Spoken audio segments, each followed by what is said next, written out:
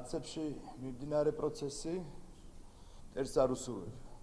მე რამდენად უნდა გახსნან ეს თავიანთი ეს პარტია და ეს არჩევნები, მე რამდენად უნდა რაღაც სიგიჟები მოიგონო, ხო? ჯერ ელექტრონულად ჩაატარეს, მერე Facebook-ით აირჩიეს.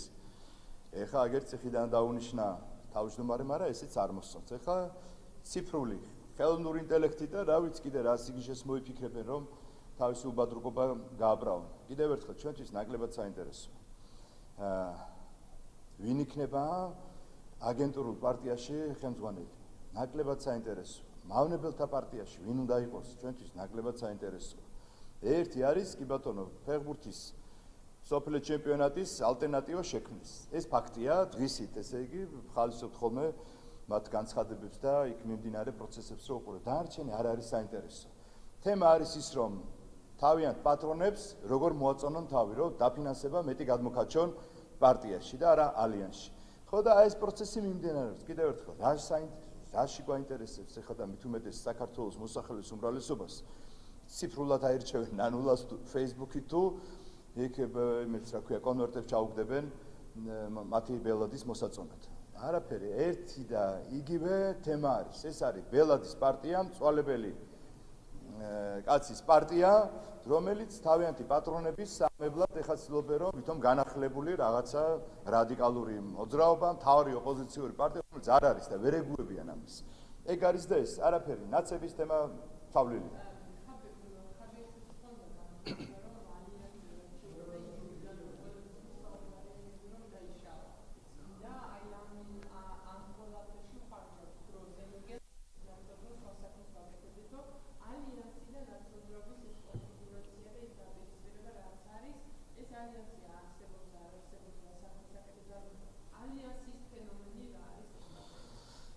ამ ალიანსს დავარქვათ პანჩატური 3.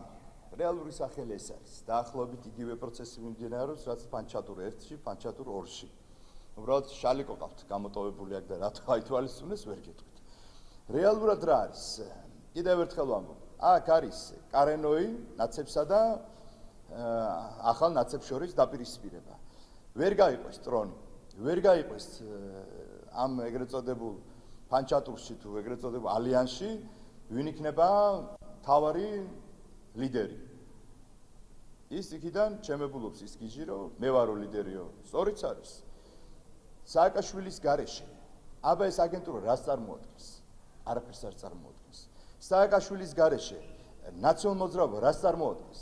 არაფერს არ წარმოადგენს. შესაბამისად, იმ კაცს არგუმენტირებული პრეტენზია აქვს, რომ აი ამ უსამშობლოების ლიდერი იყოს.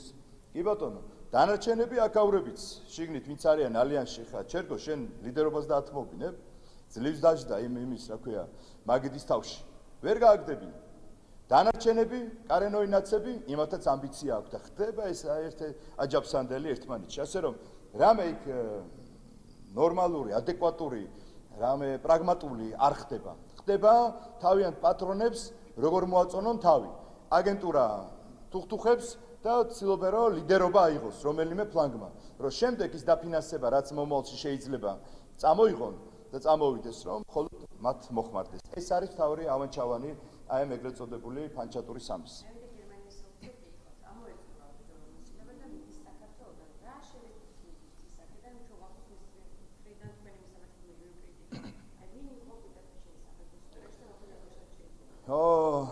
ბიჭერმა ამოწურა თავისი მისია საქართველოში სერიოზულად უნდა ითქვას რომ მან ვერ შეძლო ვერ გაართვა თავი დიპლომატიურ სამსახურს მას შეეძლო რომ გერმანიას საქართველოს ურთიერთობები უფრო მაღალ დონეზე აიყვანა მათ შორის კულტურული, ეკონომიკური, მათ შორის პოლიტიკური თუმცა ის აღმოჩნდა იმ წითელ ხაზებს მიღმა სადაც არ გადადიან დიპლომატები და იმდენად აღმაშფოთებელი აღმოჩნდა არ მხოლოდ ჩვენთვის არამედ მისი მთავრობისთვისაც იცით შენ თქვენ რომ არაერთხელ მისცეს მას დაბარებული ყავდათ თავიანთ მთავრობას არაერთი შენიშვნა მისცეს რომ ესე არც გაუგრძელეს ისე დაამთავრებინეს კარიერა ნუ წუხვართ რა უნდა ვთქვათ არაფერი ლიბერ პიტერ აუф ვიდერზენ მეტი რა უნდა ვთქვათ კარგად იყოს ახალი ელჩი რა მოუდინები გექნება ბატონო რა შეეხება შეცვლის თუ არა ორ ქვეყანას შორის ურთიერთობებს ხო რა შეეხება ახალ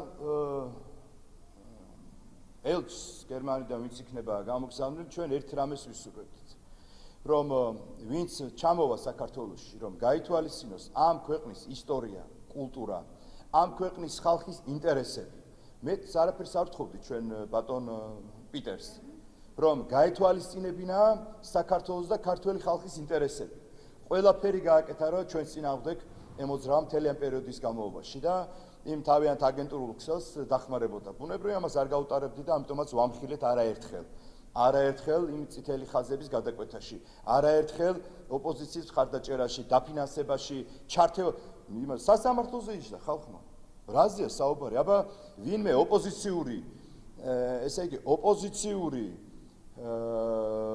სასამართლო პროცესის განხილვაზე გერმანიაში იჯდეს რომელიმე სხვა ქვეყნის ელჩი. აბა რა კომენტარი ექნებოდათ მათ ხელისუფლებას და ზოგადად საერთაშორისო თანამეგობრობას. ესე იგი აქ ეს დაბა ის ღობენახა და ყველაფერი გავს. არა. აი ესე დაამთავრებს ყველა პენსიაზე გავა, ვინც არასწორად მოიქცევოდა წითელ ხაზებს გადაკვეთს. გამორიცხულია ის რაც ჩაიდინა პიტერმა და დანარჩენმა კიდე მისი ის რო ყავდა აქ მთელი ჯგუფი რო ყავდათ, რომელიც საქართველოს აშავებდნენ, ელჩებს გულისხმობ. ყველამ ხო დაამთავრა ისე. კარიერას ვერსად აგრძელებენ, პენსიაზე გადიან. და ხსურებდი რომ გაითვალისწინოს ქართველი ხალხის ამ ქვეყნის მნიშვნელობა, ამ ქართველი ხალხის ინტერესები და ამ შემდეგ ბუნებრივია ჩვენს ყოველთვის მას შევხვდებით ღირსეულად.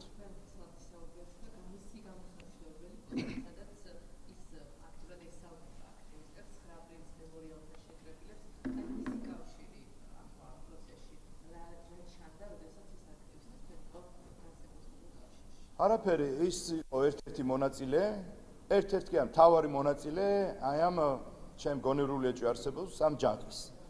როდესაც შენ მოლოტოვის კოქტეილის მსროლელებს, რადიკალიზმის გამავრცელებლებს ხარს უჭერ, გვერდში უდგახარ და ტას უკრავ, რომელიც უფრენოსი შენ არ გაქვს როგორც ელჩს. პოლიტიკოსი ხო არ ხარ, შენ ხარ სხვა მისიით აქ წარმოდგენილი და გამოგზავნილი რომ სახელმწიფოებს შორის კულტურული ურთიერთობა, ეკონომიკური ურთიერთობა, პოლიტიკური ურთიერთობები გააღრმაო და პირიქით გააძლიერო. ნაცვლად ამისა მან ყველაფერი გააკეთა, რომ დაბადნსუზეთ ჩამოსულიყო ჩვენსა და გერმანიის ფედერაციულ რესპუბლიკას შორის ურთიერთობები. უფრო მეტიც ის ხარს უჭერდა, მიტინგებზე დადიოდა. ნონსენსი იყო და აფინანსებდა ამ რადიკალებს. ხა ბუნებრივია ხა ეს მიუღებელი წარმოუდგენელია. ეს წითელ ხაზებზე უფრო უარესი ჩაიდინა. და ამიტომაც დაამთავრა ისე როგორც დაამთავრა, პენსიაზე გავიდა.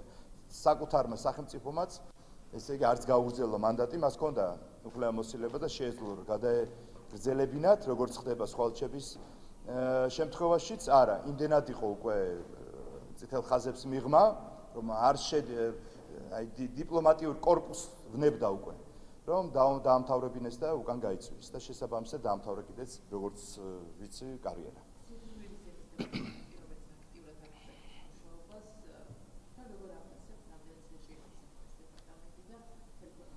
ხო,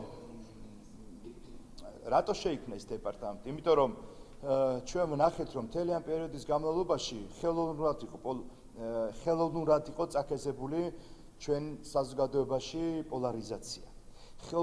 ხელოვნურად იყო ხარდაჭერილი გარკვეული ჯგუფების და ამაზე დიდი ფული იხარჯებოდა, რომ ახალგაზრდებში ეს პოლარიზაცია კიდევ უფრო გაღრმავებულიყო. ხელოვნურად იყო ინსპირირებული ის, რომ თქვათ პოლიტიკოსებს შორის აი ამ დონეზე გადასულიყო ურთიერთობა და ჩვენ ვნახეთ, რომ ამას რაღაც შემაკავებელი, რაღაც პრევენციული საშუალება უნდა დაგვეპირისპირებინა და ის რაც არის, ეს არ არის ჩვენი ქართული ნოუ-ჰაუ.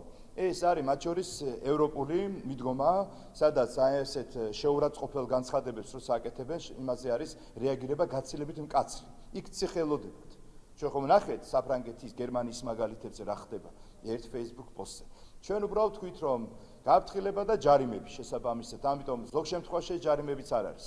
უბრალოდ გაფრთხილებით შემოიფარგლებიან. უბრალოდ კიდევ ერთხელ ცდილობა გვაქვს, რომ ამით მოვახდინოთ პრევენცია და ყველას უთხრათ, რომ შეგიძლიათ შენი კრიტიკული აზრი გამოხატოს სხვანაირად, ისე რომ შეურაცხყოფა არ მიაყენო, მისი ოჯახი არ შეურაცხო, შვილები არ შეურაცხო, არ წყევლო, რა უბედურებაა ეს, ხო? აქედან გამომდინარე, პრევენციისთვის შეიქმნა და დარწმუნებული ვარ თავის შედეგს მიაღწევს. უკვე შემცირებულია და ეს უკვე კარგია და მომავალშიც. მათ შორის რო იცოდეთ, ეს ობიექტურად ხდება. მათ შორის ჩვენი მხარდამჭერები, ვინც თქვათ შეურაცხყოფას აყენებენ, არაერთი დაჯარიმდა. ყველა მხრიდან. ამიტომ ნიშნავს, რომ ობიექტურად მუშაობს და დარწმუნებული ვარ თავის ასე ვთქვათ პრევენციულ ქმედებას და შედეგს მივიღებთ აი ამ სამსახურის შექმნის შედეგით. გახარიას პარტია ითხოვს პარლამენტში მომხრა დაპირისპირებაზე გამოძიებას, ამბობენ, რომ ეს იყო წინასწარ ორგანიზებული თავდასხმა თქვენი პარტია. ხილეთ ეს პროვოკაცია ბოლო დღეს ამისკენ იწევდნენ ასე ვთქვათ ჟარგონულად ეს გახარიას პარტიის წარმომადგენლები.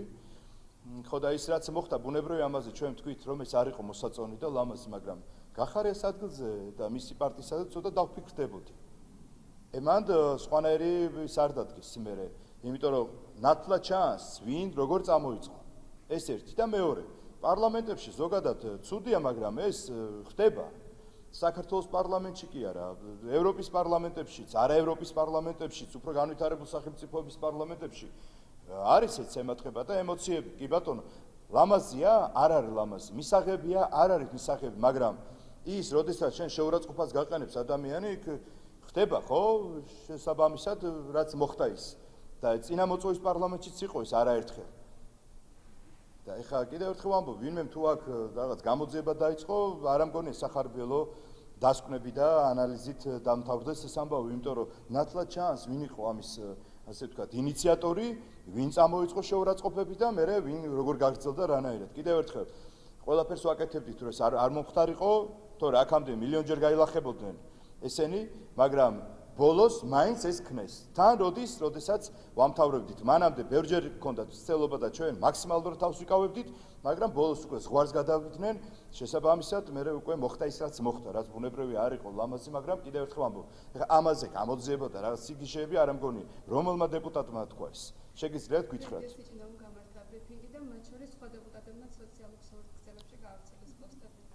ხო, კიდევ ერთხელ სიჭინავას თემა არ ვიცი ხა პოლიტიკაშია საერთოდ არც ვიცოდი თუ არის ხო კი ბატონო დივანს გადაეცით რომ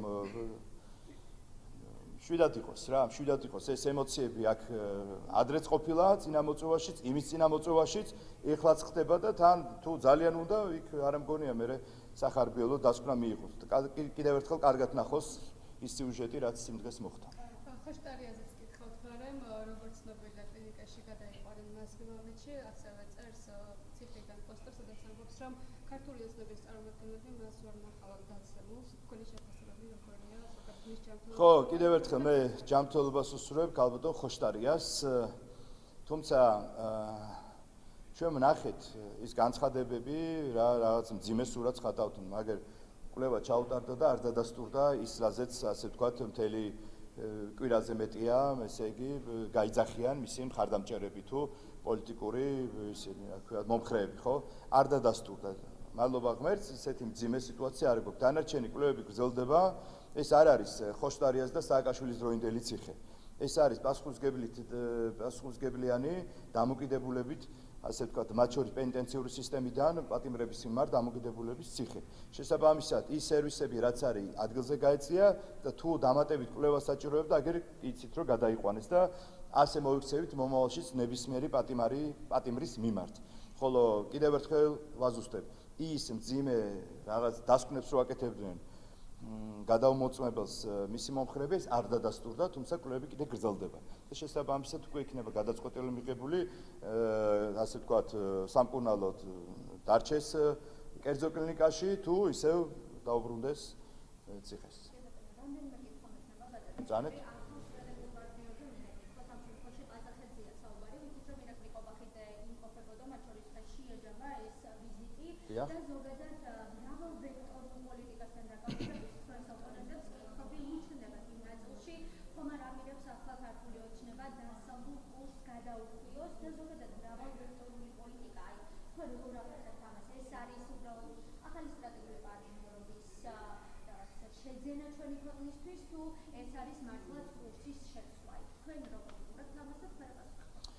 ჩვენ კურსი გვაქვს ერთი.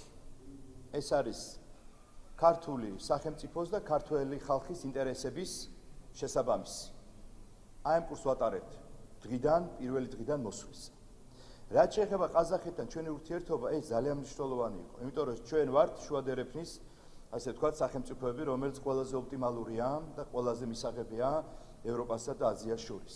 ყაზახეთი არის ერთ-ერთი მდიდარი სახელმწიფო თავისი რესურსებით, თავისი ფინანსური კაპიტალით და შესაბამისად ჩვენთვის ყაზახეთთან მოკავშირეობა სტრატეგიული, მათ შორის ეკონომიკაში, მათ შორის წიაღისეულში, კულტურულ ნაწილში, ხო?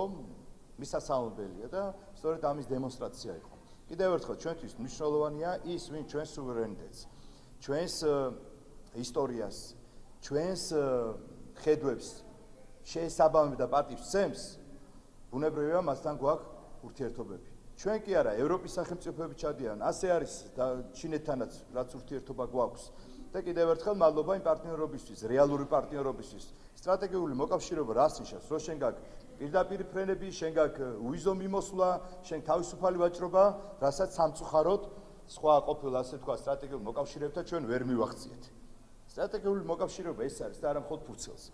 ამიტომ კიდევ ერთხელ ჩვენ ვიმედოვნებთ, რომ მათ შორის ექსპორტ-იმპორტი და საგარეო ვაჭრობა ყაზახეთთან კიდევ უფრო მეტად გაძლიერდება, ჩვენ ველოდებით ინვესტიციებს საქართველოში ყაზახეთიდან და რესურსების, ასე ვთქვათ, შემოდინებას, რაც მისასალმებელია და კიდევ ერთხელ მნიშვნელოვანი ნაბიჯი გადაიდგა და დარწმუნებული ვარ ჩვენ ყაზახეთ-საქართველოს ურთიერთობები უფრო მაღალ ნიშნულზე გადავა.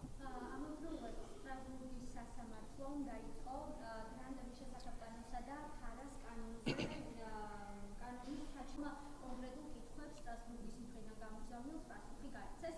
ზოგადად ეს კანონები არის ისეთი კანონები, რომლის მისამართითაც გვესმის, ხო, მათ შორის დასავლელი პარტნიორების მხრიდან კრიტიკული გზავნილები. თქვენ რა მოლოდინებოდა უყურებთ? ხო და რომ უყურეთ, კაი კითხვა არის. დასავლელი პარტნიორებისგან ესე იგი გვესმის შენიშვნები ამ კანონთან დაკავშირებით. და ამ დროს თავიანთ სახელმწიფოებში ამაზე უფრო მკაცრი აქვს მიღებული. ნონსენსი არ არის?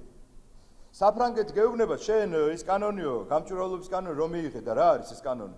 გრანტით ვინც აფინანსებს ჩვენს ქვეყანას ამ გარკვეულ არასამთავრობოებს, რომელთა მიმართაც ჩვენ გქონდა არგუმენტირებული პრეტენზია, რომ რას ემსახო მოლოტოვის კოქტეილებს და რევოლუციებს რა აფინანსებდა.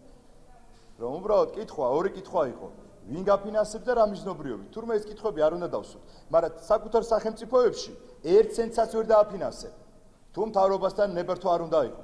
გერმანიაშიც უფრო მკაცრია. ამერიკაში ფარა იმათი კანონი მივიღეთ. ნონსენსია, მაგრამ საქართველოს არ უნდა გქონდეს. რატო? იმიტომ რომ საქართველოში მე უფრო თამამად განახორციელებენ დააფინანსებენ რევოლუციებს, LGBT პროპაგანდას, LGBT პრაიდებს, აგერ, რასაც ვამბობდით. ორბანი წავიდა მართველი პარტიიდან და უზარმაზარი ჩაატარეს პრაიდი. წინააღმდეგობას უწევდა. ჩვენ ვამბობდით, ხო? ეს აგერ ბატონო დანარჩენი მასში გაფორმდა უკრაინაში აგერ პირველი გეი ქორწინება. ხომ ნახეთ დემონსტრირება. თითქოს გვეუბნებია რომ ის გაიწვიეთო ის კანონიო. ჩვენ რაც ვთქვით, რომ ოჯახური ღირებულებების კანონი, რაც მივიღეთ, რაც არის, რომ ბავშვებს ვიცავთ. გეი ქორწინებაზე უარს ვეუბნებით და არ მოხდება რომ სქესის გადაკეთებაზე, რომ ამ LGBT ოჯახებმა შულად აყვანის თემები. პრაიდი რო არ ჩაავატარებინოთ იმაში, რა ქვია, სასწავლო დაწესებულებებში. ამას მოიცეს ეს კანონი. უკან გაიწვიეთო ესეც. გესმით? აი ნონსენსთან გვაქვს შეხება. და ბუნებრივია ხა ამ თემებში, როდესაც ჩვენ ყარად ხარ შენს არგუმენტებში, დასაბუთებული გაქვს. მით უმეტეს ქვეყანა, რომლის მიმართაც ინტერესი ყველა მხრიდან არის. დასავლეთი, აღმოსავლეთი, ჩრდილოეთი, სამხრეთი. და აქ შენ რო იცავ შენს ქვეყანას, შენი ქვეყნის ინტერესებს, ქართველი ხალხის ინტერესებს, ამაში გედავებიან ეს კანონი რატომ მიიღებ? მათთან უნდა იყოს. მათთან, რომ სადაც ნატოს წევრები არიან, ესე იგი ევროკავშირის წევრები არიან, უზარმაზარი და უამრავი უსაფრთხოების კოლგები აქვთ, მაგრამ შენ გეუბნებიან, შენ არ უნდა მიიღო. აი ეს არის ორმაგი სტანდარტი. ამასაც ჩვენ რომ არაერთხელ ვამხილეთ დასავლეთი მათ შორის. აი ამ ორმაგ სტანდარტში, აი ამ უარგუმენტობაში, აი ამ არასწორ კრიტიკაში. და ამიტომაც ვართ ერის და ბერიც მყარად და ძლიერად. და ვერაფერს ვერ გვიშვებია მიუხედავად აფინანსებენ რევოლუციებს. რაც შეეხება სტრასბურგის თემას, ყველას უფლებაა რომ კი ბატონო კითხვები დასვას, ჩვენ დარწმუნებული ვარ არგუმენტირებულად გავცემთ პასუხს, რომელიც არაერთხელ ყოფილა აქამდეც და მომავალშიც და კიდევ ერთხელ ვამბობ, ჩვენ ასე ვუდგებით რომ გამჭვირვალობა სწორედ არის ევროპული ღირებულება. გამჭვირვალობის კანონი არის ევროპული ღირებულება. და შესაბამისად, ვინც ამას უპირისპირდება, არ ამგონია იმას რამე საერთო კონდეს ევროპულ ღირებულებასთან.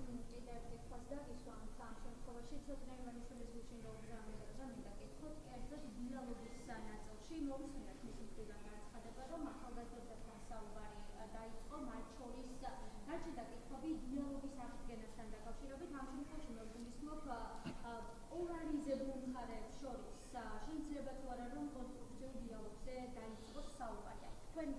შეიძლება და აუცილებელიც არის. თქვენ გახსოვთ აქ გამჭვირვალობის კანონი რომ მივიღეთ, რუსთაველის გამზირი იყო ახალგაზრდებით გადაჭედილი. უამრავი ახალგაზრდა იყო. მათ შორის ჩემი ნათესავებიც იყო, თქვენი ნათესავებიც, ჩვენი გუნდის ნათესავებიც. რატომ? იმიტომ რომ შეცდომაში შეიყვანეს. არასწორად უთხრეს, რუსული კანონი დაარქვეს და ეს გაგიჟებული ახალგაზრდები ჩვენს წინააღმდეგ გაამხედრეს. იმის შემდეგ თქვენ ნახეთ, ჩვენ დავიწყეთ შეხვედრები ახალგაზრდებთან. დიალოგი, ჩვენ იქით ვეძებდით იმას, რა ქვია, ოპოზიციას, რომ მოდი აბა დაგვიჯექით დისკუსიაზე, იქნებ მართალი ხარ, მოდი ვიმჯელოთ ამ თემაზე. ვერც ერთი ვერ დაგვიჯდა, იმიტომ რომ მართლები ვიყავთ, იმიტომ რომ მათ პასუხები არ ქონდათ. შემდეგ ჩვენ გავაგრძელეთ ეს ურთიერთობა ახალგაზრდებთან და მივედით იქამდე, რომ ჩაეხსნენ ამ უსამშობლოებს ეს ახალგაზრდები. თქვენ ნახეთ, ხო? იმიტომ რომ ინფორმაცია მივაწოდეთ. ის რაც დარჩენილია პოლარიზაცია ამ ახალგაზრდებში, ამასთან მიმართებაში ეს ახალგაზრდული გუნდი და პირადად ცოტნეს მინდა მადლობა უთხრა და იმ ახალგაზრდებს აი ამ ჩართულობისთვის. მნიშვნელოვანი, აუცილებელია, რომ შენს თანასწორს, შენს ასაკის მქონეს დაელაპარაკო და აუხსნა. კრიტიკული კითხვებია, დაისვას ეს კითხვები და იქ პასუხი მიიღოს. ეს მნიშვნელოვანია. ჩვენ სამწუხაროდ ჩვენმა გუნდმა ეს გამოვტოვეთ, როცა ხელისუფლებაში მოვედით. სტუდენტებთან ურთიერთობა გამოგრჩა და ამით ისარგებლეს უსამშობლოებმა, მათმა ლიდერებმა, ისარგებლეს არასამთავრობო ორგანიზაციის ხელმძღვანელებმა, ზოგი ლექტორად შევიდა, ზოგი რაღაც ტრენინგებს უტარებდა და თავი გონება მოუწამლეს ამ ახალგაზრდებს. ეს ჩვენი კი ჩავარდნა იყო, ამას ვაღიარებთ, რომ ჩვენ მაშინ გამოვტოვეთ, მაგრამ ჯობს გვიან ვიდრე არასდროს. ამიტომ აი ეს ჩვენი შეცდომა, რაც ჩვენ მაშინ დაუშვით, ეხლა გამოსწორებას ვცდილობთ და კიდე კაი ამ ახალგაზრდები არიან ჩართული, იქ არიან ჩვენი კოლეგებიც, ქართული ოცნების ახალგაზრდული ფლანგი, ცოტნე შემოერთ და კიდევ ერთხელ მადლობის მეტი რა გვეთქმის. მაგარ საქმეს აკეთებენ, დიახ, ახალგაზრდებს უნდა ველაპარაკოთ, ეს პოლარიზაცია უნდა გაქრეს. კრიტიკული კითხვა, აზრი ყოველთვის უნდა იყოს, მაგრამ კრიტიკული კითხვა უნდა დაისვას და ამაზეც პასუხს მიიღებენ. ისევ როგორც მე ახალგაზრდებს ყოველთვის ვეუბნები, იმ ოპოზიციას დაუსვით კითხვა კრიტიკული. სავარაუდოდ ბევრი კითხვა დაუსვეს, პასუხი რო ვერ მიიღეს, იმიტომაც ჩამოშორდა და ეხლა აგე კი იცით შაბათ-კვირას აქ ხოლმე გამოსეირნებები, აგერ რუსთაველზე და მოდის ხოლმე ხან 30, ხან 40 წვიმა თუ არის 10 კაცი გროვდება. ამიტომ აი ეს შედეგი მივიღეთ, მაგრამ იქ სადაც მაინც არის დარჩენილი, იქამდეც გვინდა მივიტანოთ სიმართლის ხმა და ამას აკეთებენ ეს ახალგაზრდები, კიდევ ერთხელ მადლობა მათ ამისთვის. რამე დატოვი კიდე მოვა სხვა დადგება დაუს. ძანე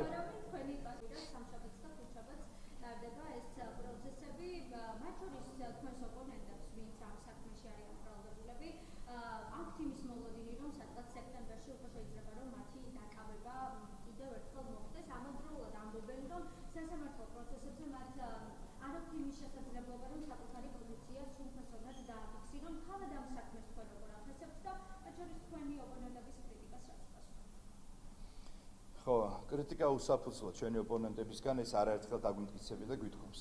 რაც შეეხება ეჭვმიტანილებს აი ამ საბოტაჟის საქმეზე, ხო?